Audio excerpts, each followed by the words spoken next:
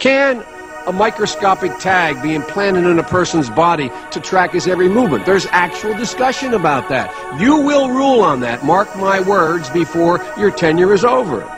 Can brain scans be used to determine whether a person is inclined toward criminality or violent behavior? You will rule on that. Finally from us this evening, technology on the cutting edge. We were interested today to hear that more than 100 law enforcement officials in Mexico are having microchips implanted in their arms. The chips allow a person to be scanned, sort of like a cereal box at the supermarket checkout. In Mexico, this will be one more tool in the fight against crime. Here's ABC's John McKenzie. A microchip inside the body. A hidden, high-tech identification tag. They're the access codes to your job spot. Now, Mexico's Attorney General and 160 of his deputies have had microchips implanted in their arms to control access to the country's new Criminal Investigation Center. More now of our special coverage here tonight, life in the U.S. in 10 years' time. By that time, there may be all kinds of new ways to safeguard and identify all those things that make each of us unique, our faces, even our fingerprints, even our eyes. Here now with more on the future of technology, NBC's Tom Costello. The year is 2017. You're rushed to a hospital unconscious with no ID or medical history, but thanks to a microchip under your skin, it's all there. Science fiction 20 years ago, but a biometric reality today. Researchers predict big changes for consumers. I think it is possible to free us completely of our wallets and keys using biometric technology, if that's what people want in 10 years' time. In fact, it's already here. The latest home security locks use fingerprints to control deadbolts.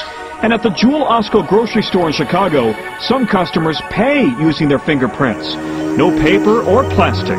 You don't really need anything other than your hand, and you already got that with you. So will future department stores scan our irises, like in the movie Minority Report, then offer products catered to who we are? Hello, Mr. Yakamoto. Welcome back to the gas. Experts say that technology is here now.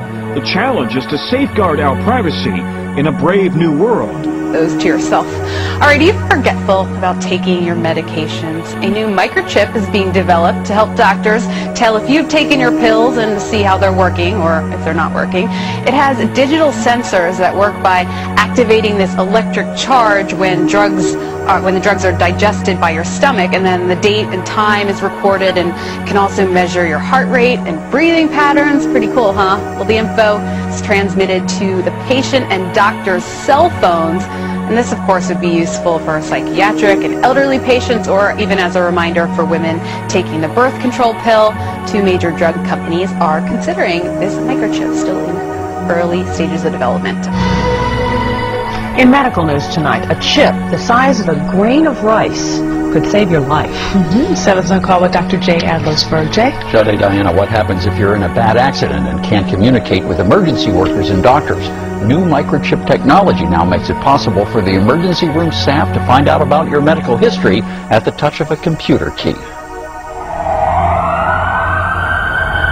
In an emergency room, a split-second decision can mean the difference between life and death. So many emergency physicians have to operate blind.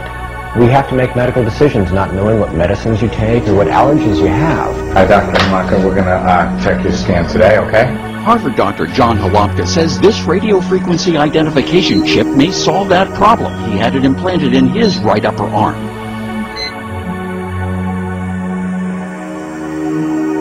Cash to pay for all these transactions, or we have to whip out our bank card and use the chip and PIN. What would you say if you could pay for all these things by simply touching a card to a reader? From September, major banks, including HSBC and Halifax, will be issuing bank cards which allow you to do that. Will your pennies be quite as safe as if they were in your pocket? Well, Ron Del Novo, who is Managing Director of Bank Machine, he joins me now. Ron, just explain how this would work. Would it actually come from, would it be a top-up system, or would it actually come straight out of your account? No, it would be reissue of all debit cards in the country, basically. There are about 70 million debit cards, and all of them would be reissued with this facility. But there would be some kind of limit on how much you could spend on these transactions? Well, to start with, they're talking about £10, but already there are financial services conferences taking place where they're debating, can this be increased to perhaps £75 without use of a PIN? Now, It's obviously a security problem. A security problem? Is there a problem? Well, it's a little bizarre, isn't it? Because the banks have spent years convincing us that we had to stop just handing our credit card over and signing, that it was desperately necessary. Now, when was the last time you went to a shop and paid by cheque? Well, it's probably quite a while ago, as many high street stores will no longer accept them. Well, now banking experts are predicting that cash may be about to go the same way. But how will we pay for things like a cup of coffee if we don't have a pocketful of loose change?